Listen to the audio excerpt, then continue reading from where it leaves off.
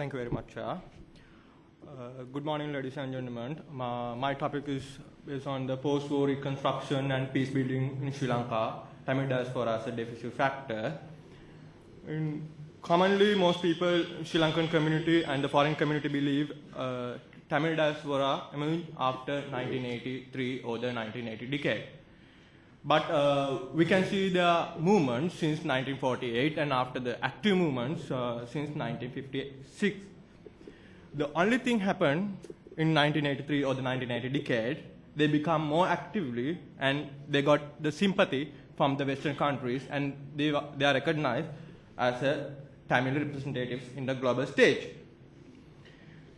During the internal war, local Tamil communities make a strong connection with the abroad communities due to their ethnic sensitivity. Those sensitivity make a new shift in the international paradigm due to their influence on state actors such as government of Sri Lanka and the foreign government, as well as international actors. Since 1980, they carried out the special political objectives under the separate state concept. In 2009, government of Sri Lanka, together with Sri Lankan security forces, defeat LTT in military and achieved the negative peace stage in northern and eastern province area. The military defeat is very significant to us because we ended the 30 years civil war, or the internal war. And the other thing is, the defeating LTT gave the opportunity to become a trustworthy party of the local Tamil community. But nobody sees that there was another thing happen. In another way, we gave a golden opportunity to Tamil diaspora to remain and become the strong political actor under the international support. And they determine the post-war reconstruction and peace building in Sri Lanka. And also we gave the chance to them to become a decisive factor. These are the main three areas which we can consider how they become a decisive. After the war, after the internal war, international communities together with Tamil communities gave the huge financial support to involve with northern and eastern province development and reconstruction to help their own kind. Moreover, under the Diaspora network, they have huge number of multinational businessmen as well as multinational companies to invest government of Sri Lanka and northern areas. Those opportunities provide to secure economic stability in post-internal war era. And also give the opportunity to ex-LTD cadres who are ready to begin their new life after rehabilitation program. At the end of the war, the Western countries, together with political parties, gave their political support to diaspora to influence the government of Sri Lanka as well as other parties in conflict. Moreover, they recognized Tamil diaspora as only one and remain representative for the local Tamil community. For example, since 2009, Tamil diaspora representative meet the Human Rights Commissioner, Ms. Namati Pillai, to discuss and resolve the ethnic issues in Sri Lanka. And the third one is, after the war, internal war, local Tamil people got huge freedom, as well as the communication freedom and transportation and other freedoms.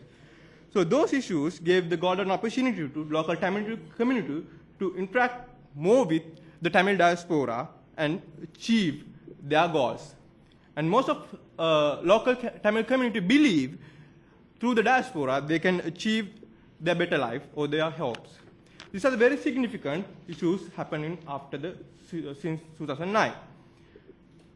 So, within the post-conflict paradigm, both parties have different ideologies, government of Sri Lanka and the Tamil diaspora.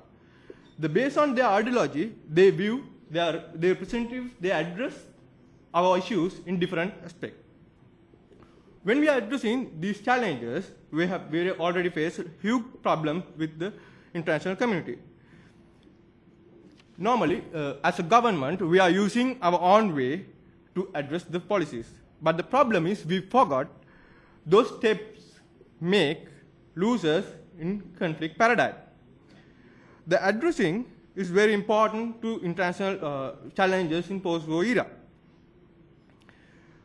Providing one solution, one-side solution is not an option because we know that it will lead to another conflict. Also, we will not give the solution for the peace. Providing one-side solution make the post-war reconstruction and also develop the Sri Lankan economic situation. Also, it will lead to psychological inequality within the parties and also communities and losing situation and create the situation for long-hated one. And maybe lead it to the structural violence as well as aggressive step without the proper solution. In 2010, government of Sri Lanka invited Tamil Diaspora officially to work with the positive peace building and reconstruction in Sri Lanka, but they refused due to their political objectives and the misunderstanding between the two parties. But now, we are using the mediator, such as the KP, everybody knows, the Kumaran Padmanathan, to dealing with the diasporan community and the government of Sri Lanka. For example of that, in recently, Tamil Diaspora support to rebuild Senchole Children Home in northern area to develop the to achieve the post-war goals. So those are the activities very significant in post-war development and also significant to recognize the Tamil diaspora as a decisive factor. And those activities make more comfortable on negotiation with each other and help to get win-win outcome, not the win-lose outcome as previously I mentioned. Especially the cooperation approach for each other make a good flow for negotiation and resolving all issues in democratic ways. In the conclusion, I can say we, as a government, we are working with we are providing full support and we are giving the full facilities to the Tamil diaspora to achieve the post-reconstruction peace building in Sri Lankan Tamil community. Thank you very much.